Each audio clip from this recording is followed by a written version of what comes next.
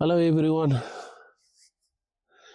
Yeah, I'm sitting on my first night fishing at the Gamtoos river. It's about 8 o'clock in the evening. Checking my rods.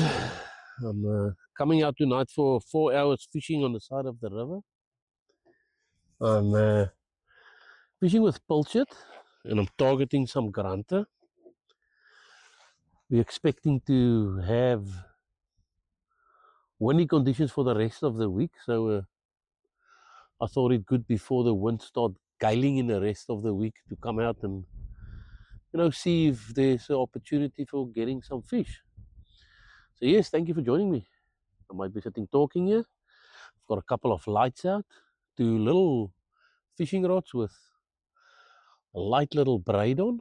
And yes, here we'll be starting on the beginning of to start for October. I think that from now towards about February, March, it's going to be good to gradually, as the days get better, longer days, warmer days, fishing will be just fantastic. And yeah, I expect to make quite a bit of fishing videos. So sitting here next to the river, I might be giving you a bit of my thoughts while I'm watching the rods. Like I say, it's about 8 o'clock in the evening. I'll fish till about 1 o'clock. I'm fishing in the side of the Gamtoos river. And yes, let's see how the night progresses. So yeah, you've got my two little rods. I just want to show you what my setup looks like. So what I normally do is I've got a very thin braid. As you can see here, it's about a 4 kilogram braid on my two little coffee grinder reels, and then I use a very small weight going onto a swivel, and then I would say I've got about a 750 millimeter leader of monofilament. And then the key for me catching grunter is always this little thing here, which is a 1/0 diachi hook. Very small, very, very sharp. And this is the hook which I use for catching grunter. Now, it is not a circle hook, so it's got a disadvantage of sometimes having the fish swallowing the hook. While when you fish with a circle hook, you tend to normally catch it in the mouth. I just have always been so effective with these little Daihachi hooks that I don't want to change from them. So yes, I've got the two rods out here. I'm going to do the bait up now, and then I'm going to show you how I do my bait, and I'll show you what normally works the best for me. So here you can see the sardines I'm fishing with. So I'm going to take a sardine now, and I'm going to show you the two pieces of sardine which I cut out of a sardine, and I'll show you how I put it up, what it looks like. And yes, and that's what I do. So here you can see I cut my sardine in two pieces. So I'll put the two pieces of sardine I will put onto the line. And the most effective that I always find is the headpiece. I catch most of the bigger grunter on the headpiece, but I catch a lot of grunter on the tail piece as well. So I'm going to put them on, and then I'm going to show you exactly how I put them on and what it looks like once I've put it on. And I'll explain to you how I do it. And then, yes, we're going to put the lines back in the water and see what happens for the evening. Okay, so here's what I do. When I take my headpiece off my pilchard, I take my one hook and I string it through the eye of the pilchard. Okay, so it comes out in the eye of the pilchard. Then I just hook it into the back of the pilchard. Let the hook come out, and I make sure the hook is exposed at the back like that. So my line goes through the eye, hook it at the back, expose it at the back. Then I take my cotton, which is latex cotton, and I use the medium latex. And then I just cotton the pilchard up so it doesn't come loose. So let me do that quickly, and hopefully you can see it on the camera. And cotton is your friend. You don't have to be scared to put too much cotton on. Obviously, you're going to battle a little bit later to take it off. So I use the latex cotton. The latex cotton I found is very easy to take off from the pilchard. And don't be under no misconception of thinking this is a very big bait for a grunter. This half a pilchard, the smallest of grunters will take this. It's a very good piece of bait. Okay, so this is what my first set of bait looks like, and I'll show you why I think it works so well. So, yes, this is what it looks like. Pilchard through the head, my one of the hatches sticking out at the tail, but I think it's this angle which I cut it in, this whole section here, I think put a lot of moisture, a lot of smell in the water. And I think that tends to attract the grunter. Obviously, then all you need to have is have your hook exposed. So what I do during the daytime when I fish with one hook, I'll put this in the water, and as soon as I feel the fish starts biting, I'll slowly reel the pilchard in. And if it's lying flat and you start reeling it very slowly, it tends to lift up like this and slowly bounce over the water. And any fish that comes from the back cannot miss that hook. So that's a very effective way. So that's the first bait that I make up of the two pieces. So let me show you how I do the second piece. Okay, the second piece of the pilchard is obviously the tail. Now what I like to do is, obviously also you got this angular cut section which put all this nice smell into the water. I take my one hook and I stick it through the tail, but I get a bit of the close to a bit of the bone. Then I take it out, and here where all the juiciness is of the stomach, I stick it in here by the stomach. Most of the fish come for that juiciness, and I just let it out like this. So this is basically what it looks like. You got the tail, and I put the hook here at the bottom. You can put it on the top as well. I think close to all this juiciness, the fish will come for it. And then what you need to do, obviously, in that position, you need to cotton it up. And let me show you this. I will then go and take my latex cotton again and start cottoning it up. And like I say, cotton is your friend. You don't have to worry about putting it too much cotton. And for those once again thinking that, oh, this is a very big piece of bait for a grunter, you will be mistaken. Smallest grunter will nibble and grab this piece of line.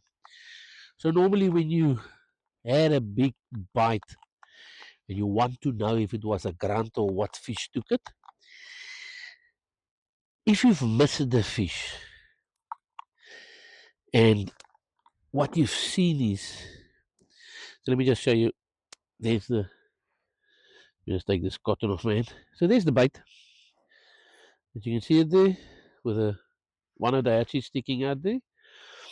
So when you had a grunter bait, what you will see a lot of time is your hook is exposed and this piece of bait have moved all the way up to your sinker.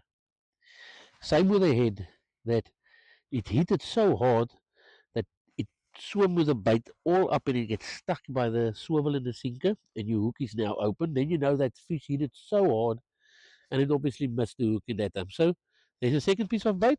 So yes, let me put those two pieces of bait in and we'll talk again later.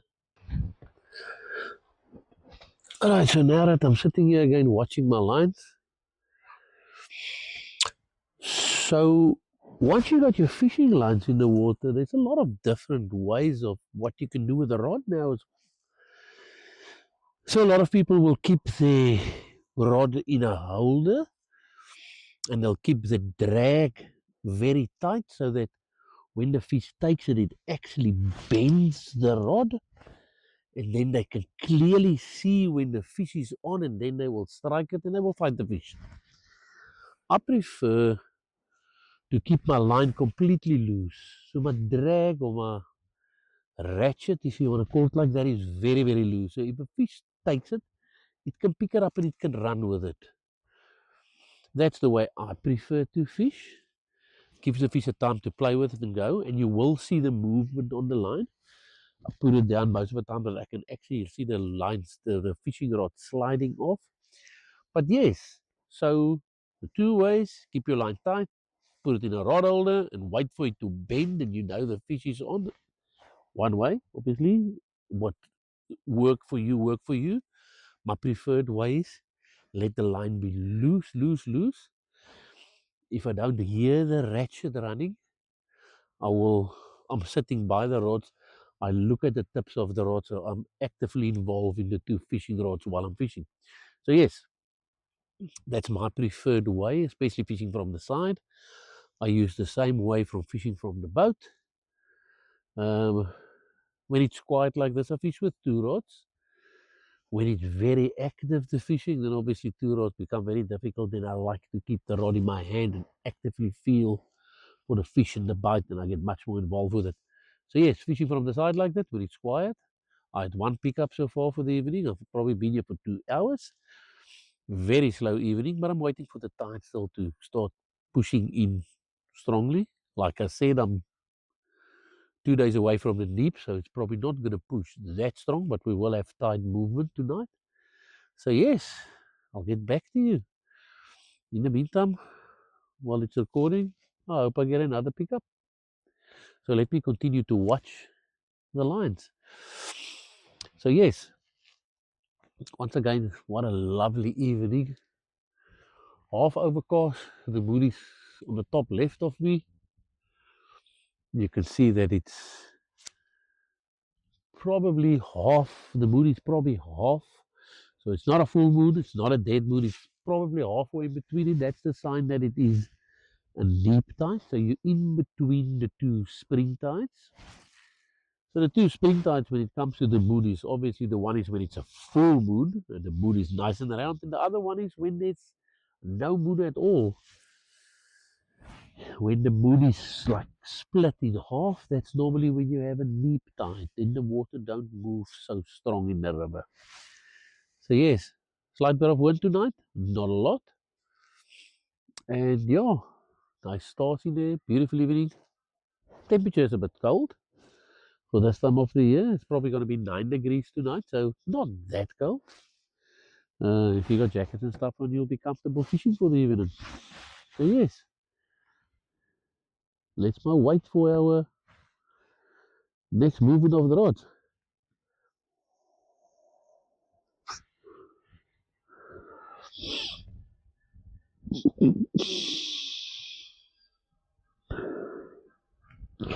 Couple of things you can do when you fish from the side of the river.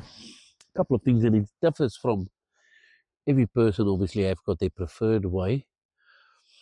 Now, fishing from the side of the river, one must always think, try and think like the fish think. Where will it feed? Now, the age-old story, unfortunately, always remains that the guys that fish from the side of the river would like to cast as far to the middle of the river. And the guys who fish with their boats that is in the middle of the river, they normally don't drop their lines next to the boat. They would like to throw as close as possible to the side of the river. So yes, you don't have to cast deep fishing from the side of the river. Ideally, if you can try and imagine what the water looks like, the sand looks like just under the water, or the conditions under the water, the rocks, etc. Try and think where the fish will feed, where the food for the fish is. Now, anyone that knows the river will know that grunter, which is what I'm targeting here, their main food which they fish or what they eat in the river is prawns, which is on the side. Yes, you will get prawn banks deep in as well. So you do not need to throw for or cast for. Another important thing when you're fishing from the side of the river is give yourself enough time to sit and be quiet and listen. Listen to what's going on. Listen and hear if you hear tail slaps of fish. Do you hear fish splashing? It'll give you indication of what's going on in the water. So it's always good to sit and listen. And except for that, it's nice, it's good for your soul to be just relaxed and calm here by the water. So sit, listen, and hear what you hear. Do you hear fish? Do you hear fish splashing? Do you hear movement on the water? It might give you a good indication of how deep and how far you want to cast.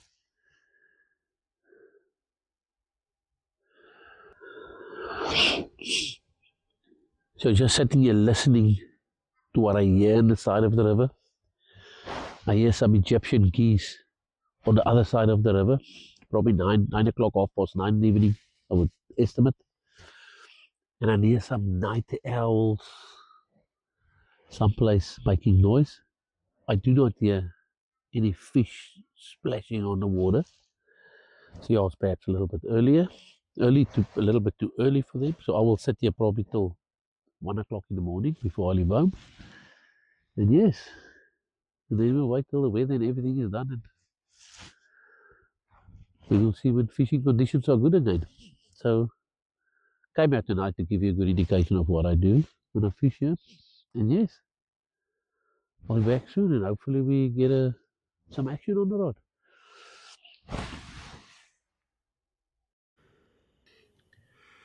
Sometimes, however, the conditions are not too great. On this specific evening, there was a lot of sea lice in the water, as you can see here. So it's about 10 o'clock now in the evening. Fishing has been exceptionally quiet, and like I've just shown you there, one of the reasons might be because there's quite a lot of sea lice in the water. Now, when it's like that, normally, my experience, the fishing is not good. But there are a couple of things that you can do to try and better your chance of catching a fish when you get so many small sea lice in the water. Changing a bait quite regularly is one of the things you can do to take the effect of the sea lice eating your bait up in time, to try and eliminate that. So changing your bait more often is obviously one of the things you can do. Second thing you can do is to try and lift your bait up a bit. So lift it a bit up from the bottom. They tend to, especially when it's quiet and there's not a lot of movement in the water, like when you're close to a neap tide, for example, and you do have the sea lice, you can try and raise your bait from the bottom. So what I'm going to do with my next cast, I'm going to try and put a little bit of foam onto my bait to see if I can raise it up and see if that helps. So that's one thing you can do. Pick your bait up a little bit to see if you can improve your chance of catching a fish in these conditions. So that I will try later. So I'm going to give myself 3 hours. I'm going to fish till about 1 o'clock in the morning so that I can still get back home, have a nice shower, and then still be able to get to work in the morning. So yes, with my next cast, I'm going to see if I can raise the bait a bit. I am starting to hear some fish on the surface. I will soon also try and put a line out on the surface and see if I get more action. That I will do by fishing only with one rod and keeping the rod in my hand, and take the sinker off, or take the weight off from the line, throw on the surface, and see if I can get a little bit more action on the line. So yes, I'm going to give it another 20 minutes or so. Then I'm going to try and raise the line up and see what happens. So yes, that is a couple of things that we can do if you got conditions where the sea lice is so full up in the water. Still a beautiful evening. Still not a lot of wind. Still not too cold, but yes, it is probably a cooler evening of what we're expecting this time of the year. So yes, a lot of sea lice in the water, and yeah, we are trying to see if we can circumvent the effect of the sea lice while we're fishing. Okay, so we got our first little fish for the evening. It's obviously not our target species. It is the common barbel, which is something you obviously don't like catching. But unfortunately, when you fish, you do get them as well. So there's my first fish for the evening. So we will continue, and hopefully it can only get better. 10:15 when I caught the first fish for the evening. Unfortunately, it was a barbel. So yes, I've decided to for another throw stay on the bottom to see if I can get a little bit more activity on the bottom. So yeah, so far it's still very quiet. I had one nice run, very quiet, and then I had the barbel. So I've thrown my lines in a little bit shallower to see if I get a little bit more activity, shallower to closer to the side of the river. I'll give it a 20 minutes and see what happens. My bites are still fine. So yeah, see if I can perhaps get more activity. So it's still a beautiful evening. It's cold, but it's magic. Not really any wind to talk about. We know the wind is going to come through for the rest of the week. So yes, I'm going to make this throw still at the bottom. Give it 20 minutes to half an hour, see what happens. If nothing happens, I'm going to try and go to the surface, see if I get any activity on the surface. So yes, one tries different things when you know the conditions is not ideal. That's what fishing is all about. You try, one thing don't work, you try something else. So yes, but it's a lovely evening. It's lovely coming out here.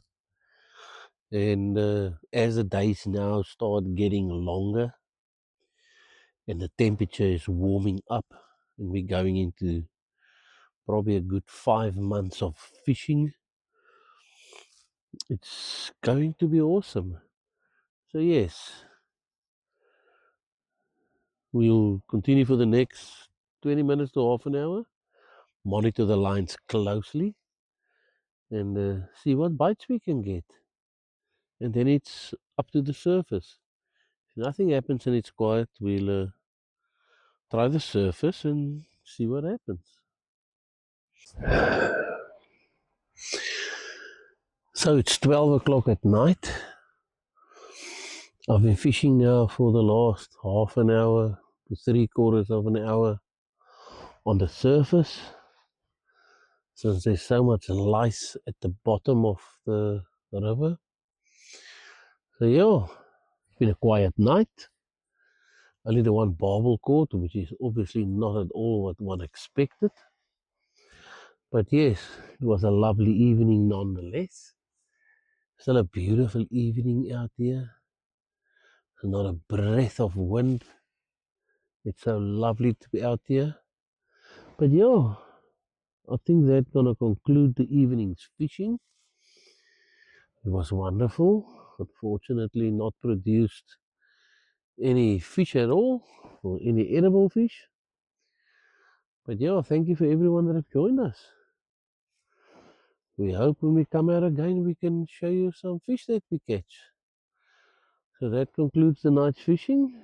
And yes, we believe in the next 5 months we will catch quite a bit of fish, and we'll bring you a lot of videos of when we catch fish. So thank you for joining the adventures of Farmer Jack.